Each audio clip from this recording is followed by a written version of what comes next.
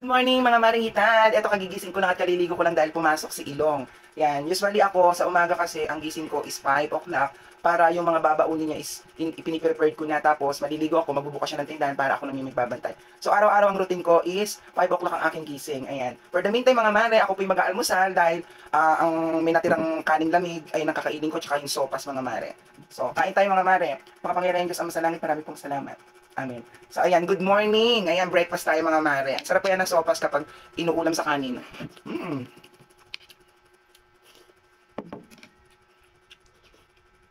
Ang sarap mga mare. Alam yung iba dyan tulog pa mga mare. O ito, talagang kakain. O ka lang ilaw sa kabila.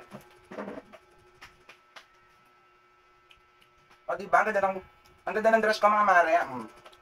Bigay ko ng aking ate. Ayan, regalo to ng ate ko nung birthday ko. So ayan, pangharabas dito sa bahay. Mm.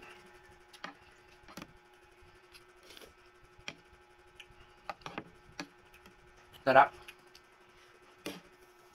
Ikot ko kayo. Ito nga pala aking munting tindahan mga mare. Ayan. Maliit lang siya.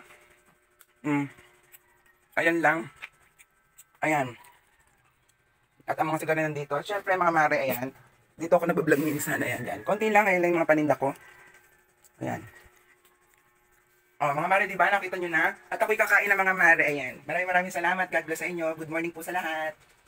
Bye.